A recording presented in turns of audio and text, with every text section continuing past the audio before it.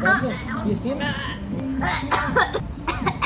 Всем привет! Всем привет, С selamat вами siang. Фархан и Юля. Во-первых, подписывайтесь на наш канал, пишите, оставляйте обязательно комментарии, включайте уведомления, голосуйте за нас. Будем стараться выкладывать контент почаще, а вы пока подписывайтесь.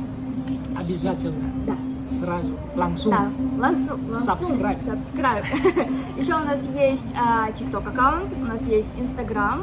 Подписывайтесь на все соцсети, потому что формат контента у нас везде разный. Разный. Не пропустите ничего, подписывайтесь обязательно на все. Сегодня мы хотели рассказать вам про то, о чем вы у нас спрашиваете, можно сказать, чаще всего.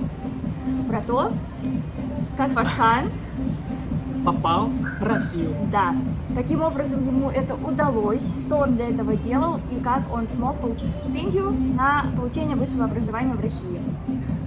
На сегодня немножко иной формат. Мы сегодня решили снять это в формате интервью, потому что на самом деле за все это время, за 2 года, я сама полностью всю историю хронологически я ни разу не слышала. Да. Поэтому мне тоже интересно, я сегодня буду с вами слушать это впервые. Итак, первый вопрос. Давайте начнем с того. Вот ты закончил школу. Откуда в голове родилась такая мысль получать образование за границей и почему именно Россия? Можно ответить на Indonesiaском? Да, конечно. Jadi pertama kali kenapa aku bisa pengen banget keluar negeri karena dari kecil itu aku punya cita-cita setelah lulus sekolah. Jadi dari kecil setelah lulus sekolah baik itu kuliah maupun bekerja, aku itu harus keluar negeri gitu. Dari kelas 4 SD aku udah memang punya rencana mau pergi keluar negeri kayak gitu. Karena ngelihat ada omku yang pelayaran kayak gitu, pelayaran Katarina Karabla. Mau ija gitu. Когда я еще в детстве, я подумал, блин, Так классно, да, то, что он инженер. То есть у тебя, по сути, твоим первым таким триггером стало то, что у тебя был образ дяди перед глазами, что ты видел, что есть человек, который может putешествовать по миру, может открыть для себя больше дверей. Kenapa Rusia juga aku pilih kenapa itu Rusia karena aku itu sangat tertarik dengan bahasa-bahasa baru. Jadi aku tahu temanku itu yang kuliah ke Singapura, Australia atau Amerika. Aku itu orang yang selalu pengen cari yang berbeda kayak gitu. Dari dulu itu aku pengen banget cari yang berbeda. Jadi aku memutuskan untuk ke Rusia kayak gitu. Karena aku tahu Rusia. Sebelumnya aku cuma tahu beberapa tentang Rusia, tapi setelah aku tertarik, aku itu banyak baca informasi tentang Rusia kayak gitu. Но русский язык ты еще не знал тогда, и даже еще не пытался учить. Nih, Но вообще. английский? Bahasa Inggrisku itu pada saat aku tertarik dan pada saat aku ke Rusia sampai di Rusia pun itu masih yang cuman berbicara aja sih, nggak yang bagus banget bahasa Inggrisku kayak gitu. Так, следующий вопрос, наверное, один из самых важных. Слушаем сейчас внимательно и запоминаем. Мы, скорее всего, будем прикреплять ссылочки в конце, в описании. Так что, первый важный вопрос. Как ты вообще смог найти какую-либо информацию? Каким образом ты искал? Ты просто пошел в посольство? Или ты просто загуглил? Или тебе, может быть, у тебя были какие-то знакомые, которые могли тебе подсказать, где искать достоверную информацию?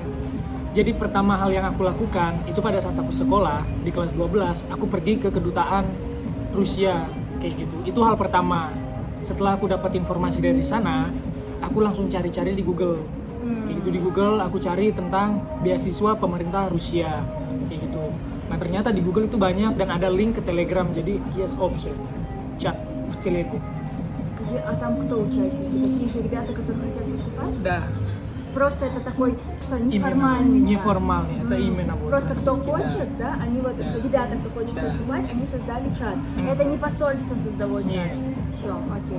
Jadi Telegram semua чат. informasi itu ada di grup Telegram guys, kayak gitu. То есть она открытая, и по сути ты еще никак не имея отношения к этому, ты вступил в эту группу Да, просто и нашел вступил. там информацию. Jadi И banyak потом- banget, да. И потом пошел уже в посольство, да, Мгм. получается. Jadi banyak dokumen-dokumen, kaki dokumen, Там было все itu написано. что там было написано. И ты уже, получается, с готовым пакетом документов пошел в посольство? Нет еще. Просто узнавать, Просто да? пока? uznawal. Jadi aku datang ke kedutaan itu cuma pengen cari tahu, aku tertarik, aku searching di Google, aku dapat informasi melalui Telegram kayak gitu. Jadi banyak informasi dokumen apa, какие документы, что надо, вот это все подробно. В Телеграме, Телеграм. а потом ты еще раз пошел все-таки в посольство. Да. В общем, резюмируем. Фархан решил, что он должен отличаться от всех, поэтому, так как никто из его знакомых не учится в России, он решил выбрать именно Россию. Русский он к этому моменту не знал, он знал только английский на таком очень средненьком уровне. А потом он начал гуглить информацию о стипендии в России, нашел телеграм-чат, ссылку мы обязательно прикрепим внизу в описании, так что если вам это интересно, вы тоже можете туда пройти и посмотреть. Все документы, необходимые для подачи на стипендию в Россию, были вот в этой беседе. Затем Фархан пошел все-таки на всякий случай еще раз в посольство России в Джакарте, чтобы уточнить информацию, и когда он ее получил, он пошел еще раз, уже с готовым пакетом документов подаваться на эту стипендию, правильно? Да, правильно. Вот, ты подал документы на стипендию, и у вас началось какое-то обучение в посольстве обязательное, или какие-то, возможно, уроки, или как это вообще все выглядит? Допустим, вот ты подаешь документы, а что дальше? Что дальше? Jadi setelah aku ngasih dokumen yang diwajibkan, itu aku harus menunggu sdat. Jadi menunggu pengumuman. Какое время? Примерно aku itu dapat interview di bulan Februari atau Maret. Jadi pada kumpulin dokumen aku di bulan November.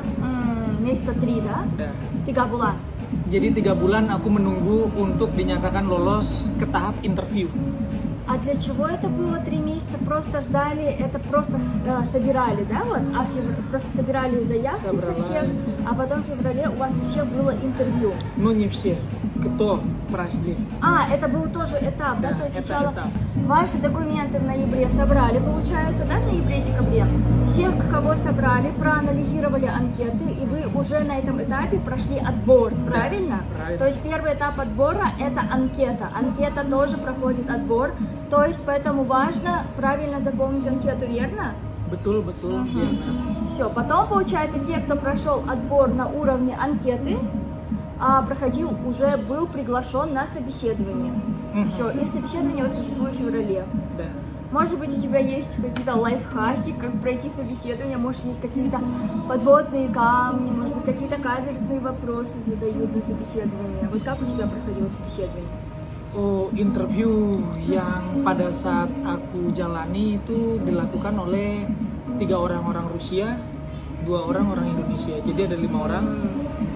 Dan aku langsung ditanya, kamu bisa bahasa Rusia? Aku bilang aku tidak bisa bahasa Rusia.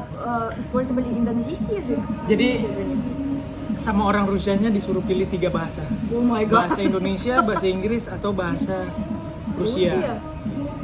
Tapi kamu tidak tahu bahasa Rusia. Tidak tahu bahasa Rusia. Jadi saranku, merekomendasi kamu minta untuk berbahasa Inggris karena menurut aku itu bakalan jadi nilai lebih eta plus.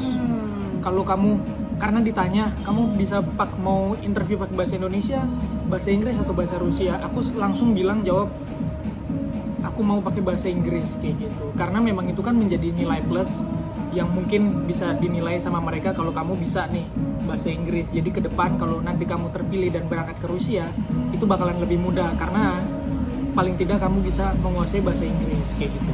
То есть на этом этапе, на этапе интервью, русский в принципе знать не обязательно. Просто если знаете, то это будет бонусом, да. Правильно? В принципе, если ты знаешь английский и достойно отвечаешь, то этого достаточно. Да. Все, замечательно. А сколько шло собеседование по времени? Setiap orang beda-beda. Jadi mungkin setiap orang itu 5 sampai 15 menit. Jadi beda-beda. А у тебя сколько было? Ya, bisa. А что спрашивали? Aku cuma 5 menit, guys. А что спрашивали? Aku dari mana? Terus kenapa pilih Rusia? Orang tua kamu siap tidak untuk membiayai? Jadi itu pertanyaan yang diajukan ke aku kayak gitu. Sebelumnya tahu dari mana? Apakah kamu yakin? Jadi lebih ke mental gitu. Jadi kamu digenjot mental, kamu ditanya, kamu yakin? Uverin, kamu bisa? Itu sih yang ditekankan oleh mereka, oleh orang-orang Rusia. Pada saat aku ya, karena ini pribadiku, aku nggak tahu kalau orang lain. Kayak gitu. То есть, по сути, это интервью больше, мне кажется, направлено на то, чтобы посмотреть вот как вот уверенность, готовность, да, вот это вот стимул человека.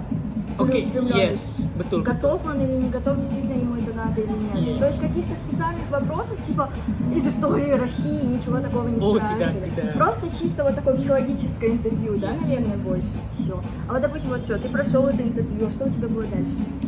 Menunggu ya, lagi 2 bulan. Lagi 2 bulan. Lagi 2 bulan, mungkin itu di bulan April atau di bulan Mei pengumuman. Pengumuman itu. Pengumuman уведомление. Прошел или нет? Прошел. Типа все. Окей. Вот. Ты получишь стипендию. И вот с момента, как ты вот тебе пришло в апреле или в мае уведомление о том, что вот все, ты прошел, что было дальше? Kita itu lanjut untuk tambahan dokumen. Jadi sudah pengisian dokumen. Нужно было Медосмотр. принести медосмотр. Ну да. Jadi ada apa? Cek kesehatan, terus dokumen-dokumen dari sekolah, kayak gitu. Karena dokumen dari sekolah itu kalian bisa terima setelah Оценки со школ как раз да? kayak gitu. Terus juga ada beberapa dokumen pribadi memang yang harus dibawa langsung untuk ditranslate. Перевод документов заверенный, да, Dan нотариус. notaris. Jadi harus dokumennya dikumpulin dan dikasih ke mereka untuk ditranslate dan juga dicap notaris. И вот, допустим, ты все принес, у вас началась какая-то потом образовательная программа, было что-нибудь такое? Или, может, на какие-то мероприятия вас приглашали? Yang aku ingat, aku itu 2 kali sebelum berangkat ke Rusia, aku 2 kali jadi встреча 2 раза. Официально, да, Официально, вас приглашали? да. Все, понял. Перед тем, как улететь. Первая, наверное, чтобы вас как бы объяснить, Поздравления. да, а вторая уже перед улетом, Да. да, наверное, непосредственно, чтобы подготовить, вот вы сейчас полетите. Здорово. Jadi kayak gitu. И вот получается с мая, как ты получил уведомление о том, что ты прошел на эту стипендию, и до октября, когда ты уже улетел в Россию, то есть за все это время было 2 встречи, да? Yes. Первая поздравительная, вторая уже перед отлетом, да? И все, и получается, и у вас ничего, уроки русского языка, ничего такого не было? Tidak, tapi disarankan setelah kalian udah diterima, itu baiknya kalian udah persiapan untuk mempelajari bahasa Rusia. Kayak gitu. Jadi pada saat pengumuman dan pertemuan pertama dikasih ucapan selamat dan kalian udah kalau bisa diharapkan untuk lebih lagi oke, ayo belajar bahasa Rusia untuk persiapan. Kayak gitu. Сразу belajar. Чтобы вот потихоньку нет, в Индонезии, подготовка. Сами имеете, Да, сами. они вам говорили, сами учите потихоньку, а внутри самого посольства уроков никаких не было, да? Потому что уроки начались уже, вы летели, да, на подфак Yes, же? на подфак. То есть вы полетели в октябре, и вы сразу попали на подготовительный курс, поэтому ты учился 5 лет. 5 лет. А вот у меня вопрос, вот тебе не было страшно то, что ты не знаешь русский язык? То, что ты вообще никогда не был в этой стране, что у тебя даже нет знакомых из этой страны, и что ты в своей жизни вообще никогда в принципе не летал, тебе было не страшно так далеко улетать вот в таком раннем возрасте? Oh, pertanyaan bagus. Tapi sejujurnya karena jiwaku masih jiwa muda, просто я как подросток. Jadi aku tuh berapi-api, kepengen banget nyoba hal-hal baru kayak gitu. Dan sebelumnya, yes. Jadi aku selama hidup sebelum aku pindah ke Rusia, aku itu nggak pernah keluar jauh-jauh dari orang tua kayak gitu. Aku nggak pernah hidup sendiri kayak gitu. Aku selalu sama orang tua dan ini pertama kalinya kayak gitu. Dan aku nggak ada rasa takut sama sekali, malah aku percaya yakin banget, wah kayaknya bakalan seru nih ngelihat salju. Ya kan, cewek-cewek cantik. Самое главное, cewek-cewek cantik. Cewek-cewek cantik, gitu kan? Itu sih tujuanku. Wah, cantik-cantik nih cewek-cewek nih. Salju dingin, aku pengen cobain dingin kayak gimana, kayak gitu kan. Теперь еще тоже очень важный вопрос, я считаю, очень, но мне было бы интересно. Деньги. Что покрывало российское посольство, какие расходы, какую часть расходов, а что тебе пришлось платить самому? Jadi aku jelasin dulu dari pemerintah, karena aku jelasin ini nih aku dapatkan itu beasiswa dari pemerintah Rusia kayak gitu. Jadi bukan dari pemerintah Indonesia. Mungkin ada kerjasamanya, tapi yang aku tahu itu dari beasiswa dari pemerintah Rusia. Nah, beasiswa pemerintah Rusia sendiri ini itu hanya menyangkut untuk biaya kuliah yang 100% gratis, uang saku setiap bulan di setiap region dan setiap universitas itu berbeda-beda, dan juga subsidi untuk tempat tinggal. Jadi mes atau asrama. Kalian bakalan dapat asrama dengan bayaran murah kayak gitu. Мгм. То есть у тебя обучение полностью оплатили и первый курс, на котором ты изучал просто язык, и 4 года уже непосредственно в университете. Прикольно. Теперь тоже очень, мне кажется, интересный вопрос, который интересует многих. Вот ты прилетел, и вот ты начал учить русский ровно с того момента, как ты прилетел в Россию. И теперь вопрос, сколько тебе необходимо было лет, чтобы ты уже мог почувствовать, что ты способен свободно говорить на русском? 2 года. 2 гоda. Jadi 2 tahun aku yakin kalau aku udah bisa banget bahasa Rusia. Jadi di tahun pertama aku podfak. Persiapan belajar bahasa selama 1 tahun di tahun pertama, dan tahun kedua di tahun pertama aku kuliah ke jenjang kuliahan sarjanaku kayak gitu. Jadi tapi COVID di tahun pertama. COVID di tahun pertama pada saat aku datang. Это получается на подфаке был Да. ковид? А как вы учились на подфаке? Вы вообще не Zoom учились? meeting. Zoom? Yes. Ну, короче, нифига не учились. И у него еще и подфак прошел во время ковида, и они занимались, то есть подфак это тот факультет, на котором сначала еще подготовительный, когда только учат русский язык для дальнейшего обучения, и он у него прошел во время ковида. У нас во время ковида не было нормальных занятий, у нас были только зум-встречи, на которых, ну, вы сами понимаете, особенно, когда ты учишь язык, очень важно быть в коммуникации с человеком, вот так вот, один на один, его видеть. Когда ты занимаешься в Zoom-приложении, это очень сложно, особенно когда ты изучаешь новый для себя язык абсолютно с нуля, особенно когда этот язык такой тяжелый, как русский. И вот заметьте, у него первый год, вот самый важный, да, для изучения русского языка, он прошел у него только в Zoom-встречах, но ему все равно хватило 2 лет, чтобы свободно на нем говорить. К тому моменту, когда мы с ним встретились, он уже был в России 4 года. 4 года. 4 года. У нас, я английский знаю плохо, вы знаете, мой английский такой себе. Hello. Hello, my How are name you? is Юля. Но мы с ним очень свободно говорили, потому что он уже замечательно говорил на русском, у нас не было вообще никаких сложностей. Это спустя 4 года, так что все возможно, если учить, даже если вы Фархан. Потому что Фархан говорил, что он в школе очень плохо учился. Aku males banget. Да, что у него не было никаких выдающихся способностей. Итак, вопрос, мне кажется, тоже очень интересный. Возможно, когда ты только прилетел в Россию, было прилетать просто из 30-градусной жары из Джакарты, прилетать в Казань, в которой уже начинает выпадать снег. Возможно, ты что-то почувствовал, может, какой-то у тебя был культурный шок. Может быть, вот что вот первое, с чем ты столкнулся, и для тебя это показалось странным? Самое первое. Sampai PRW. Jadi pada saat aku baru banget datang ke kota aku, jadi aku itu terbang dari Jakarta ke Thailand. Setelah Thailand aku ke Moskow, dari Moskow aku terbang lanjut ke Kazan kayak gitu. Dan pada saat sampai ke Kazan itu wow banget, karena pertama kalinya aku datang sampai Kazan, aku turun dari pesawat, itu salju turun. Ты радовался? А вот вышел с аэропорта, может, тебе там кто-то нахамил, нагрубил, не было Нет. такого?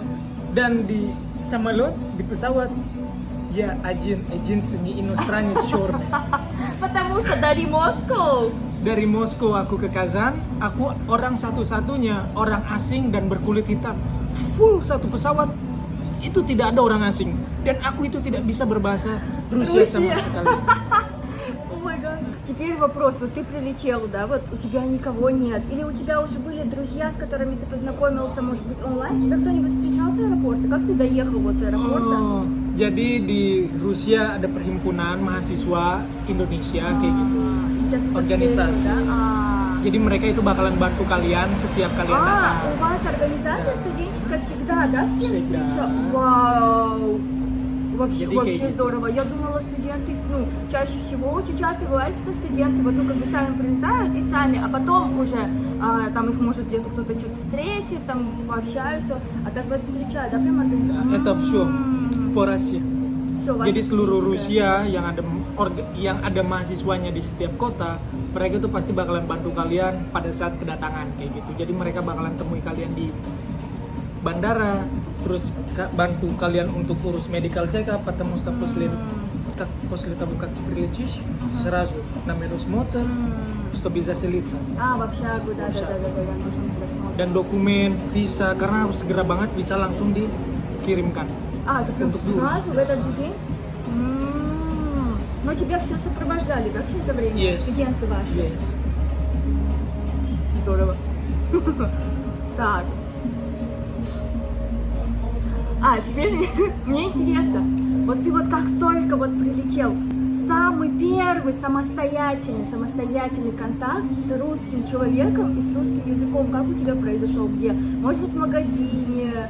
Может быть, шаурму ты покупал?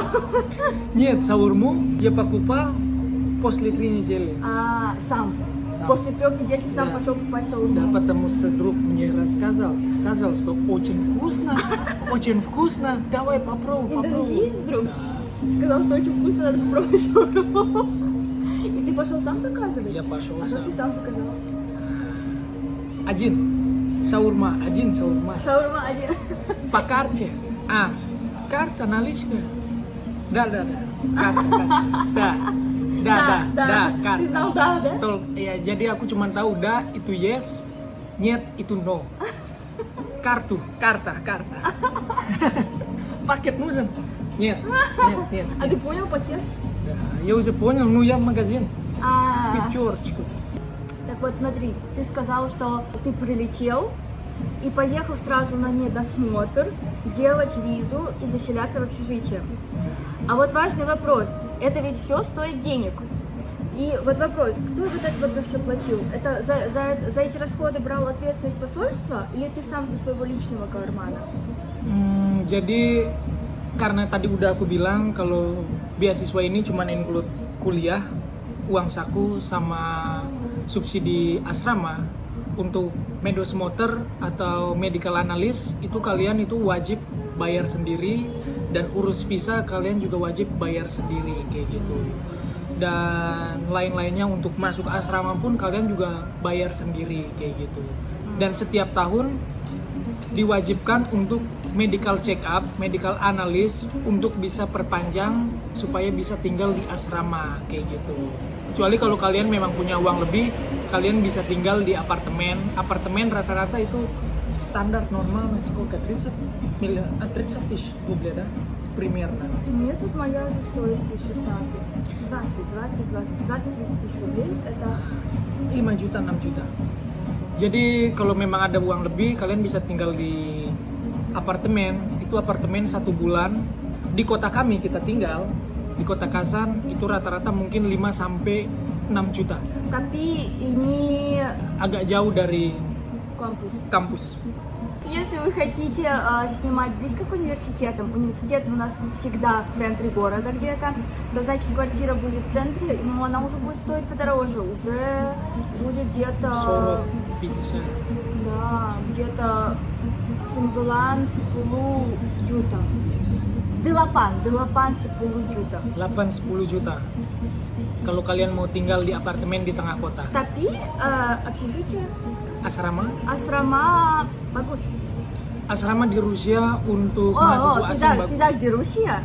Di kota Казань. Казань, yes. Не везде в России, конечно же, хорошее общежитие, но у нас есть особенность в российских университетах. Я училась в российском университете как своя, как местная, как гражданка России. И у нас есть, по всей России это практикуется, всегда иностранным студентам дают лучшие общежития. Мы живем, граждане России, живем в обычных общагах, но, конечно же, мы люди гостеприимные. Ну, я не знаю, это просто, знаете, это менталитет. Я не знаю, как это объяснить. Законодательно это никак не объяснить. Это просто вот личная инициатива, мне кажется, просто самих людей в университетах. Мы сами живем просто в обычных, нам достаточно, но вот мы всегда хотим показать нашим гостям, что вот это вот наши лучшие условия, пожалуйста, заселяйтесь, живите. Поэтому, когда в университетах бывает конкурс на лучшее общежитие, то есть, допустим, освобождается какое-то место в хорошем, в самом лучшем общежитии университета, и начинается конкурс, тот, кто лучше учится, тот туда и заселится. Но всегда, чаще всего для иностранцев этот конкурс начинается раньше, чтобы у иностранцев была привилегия быстрее заселиться в хорошее общежитие. Karena itu ada alasan, есть повод на это. Нас гарантировали местную страну. Ну да, вот еще и вот Фархан говорит, что была гарантия, то есть между странами есть соглашение, то есть российское правительство, российское посольство гарантирует, что студентам из зарубежья будут предоставлены все необходимые хорошие жизненные условия. Поэтому, да, общаги хорошие на самом деле. Я сама в своем студенчестве, даже будучи гражданкой России, я вообще все студенчество прожила в общежитии, хотя у меня была своя квартира. Но она была чуть подальше от университета, а мне всегда было жить удобнее прям рядом. Вообще всегда очень замечательное общежитие всегда в России, да, в основном. Расскажи теперь, с кем ты дружил во время учебы? Кто вот ты дружил? У тебя были друзья русские? Или все-таки больше ты общался с индонезийцами? Или, может быть, у вас была какая-то иностранная тусовка? Я уже знаю ответ на этот вопрос, но мы расскажем вам. Jadi karena di Rusia itu banyak banget mahasiswa asing kayak gitu. Di kota Kazan. Di kota Kazan khususnya. Aku itu bergaul sama seluruh negara, guys. Jadi bukan teman kelasku itu seluruhnya orang Rusia, cuman ada 2 orang asing dari Cina, teman kelasku. Dan di luar kelas, di luar perkuliahan, aku itu banyak juga teman dari asrama kayak gitu. Mereka itu orang-orang asing, baik dari Afrika, dari Arab, dan dari Latin Amerika kayak gitu. Jadi ke semua aku itu ikut kumpul, aku kumpul dengan orang Afrika, aku kumpul dengan orang Latin Amerika, aku kumpul dengan orang Rusia. Jadi semua aku kumpul. Jadi makanya aku bisa bahasa Inggris, aku bisa bahasa Rusia kayak gitu. Dan sama orang Indonesia pun aku kumpul, aku ikut aktif juga di organisasi. Jadi biasanya setiap tahun itu ada 1 sampai 2 kali atau 3 kali acara-acara yang dibuat oleh organisasi perhimpunan mahasiswa Indonesia yang ada di Rusia, di setiap котanya, seperti itu. Я, кстати, была на такой встрече однажды, когда мы с Фарханом начали встречаться. Он меня летом однажды позвал, студенты собирались в парке. У нас есть центральный парк имени Максима Горького. Это наш писатель российский. Вот. Там большой такой парк, там большая территория, много газона, можно бегать, не знаю, играть в игры, делать пикники. И вот мы собирались с индонезийскими студентами, помнишь? Мы играли, устраивали какие-то конкурсы. Мы, если найдем, мы прикрепим вам видео сюда. В общем, было очень весело. Ну, на этом, наверное, все, дорогие друзья. Jangan lupa, да, jangan lupa like, share, subscribe, yes. Dan jangan lupa about other social media, TikTok dan Instagram, please follow. Если у вас есть какие-то вопросы, есть вероятность, что мы, может быть, что-то упустили. Если у вас есть какие-то вопросы дополнительные по поводу стипендий, по поводу стоимости проживания, возможно, в России, все, что касается данной темы, которую мы сегодня раскрыли, если у вас есть вопросы, обязательно оставляйте комментарии. Langsung tulis di komentar, nanti kita bakalan buat part kedua.